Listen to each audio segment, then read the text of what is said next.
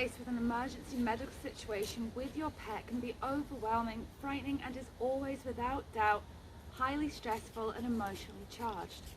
So here are my top 5 tips for dealing with veterinary emergencies.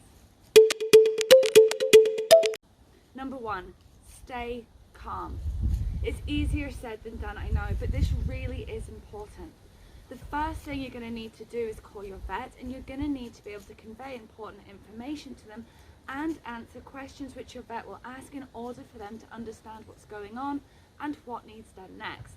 So before you call, take a deep breath. Another important reason to stay calm is because your dog will be feeding off your emotions and will already be feeling panicked, being the patient. And if you panic, that's right, they're going to panic even more. Number 2, be prepared. Staying calm so that you can call your vet is going to be much easier if you're prepared before you call. Remember that breath I told you to take? That's your chance to gather and organize your thoughts. Your vet's going to need certain information and will ask you various questions.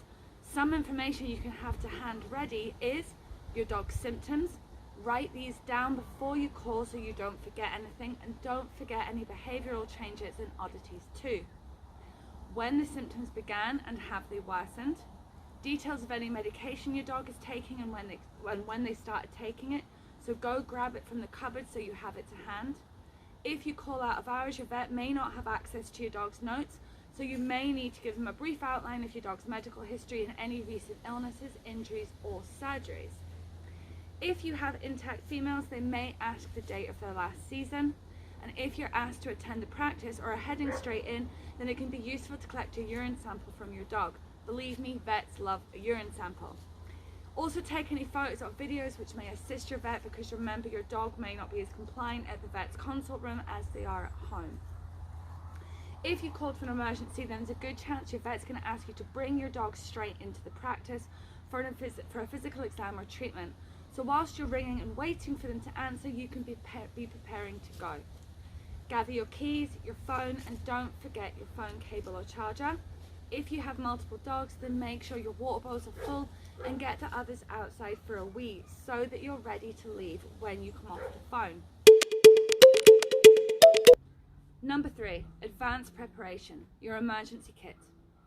If you do find yourself in an emergency situation, then you will thank yourself for being prepared ahead of time. Here's a few things which you can have prepared in advance in an emergency kit.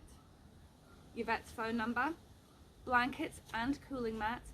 Depending on what's going on, you may need to help your dog to stay warm or to cool down.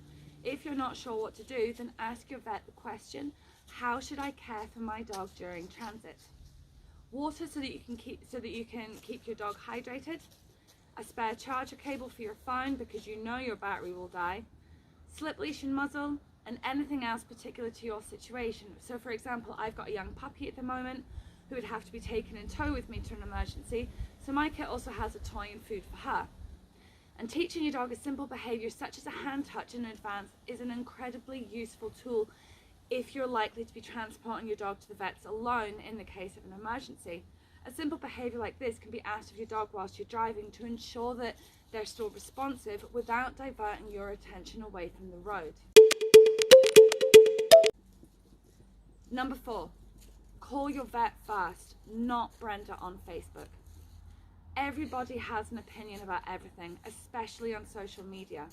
In an emergency, your first port of call is your vet, not Bill down the road, not Sandra next door, not your dog-friendly Facebook group, and not your dog trainer. Your vet first.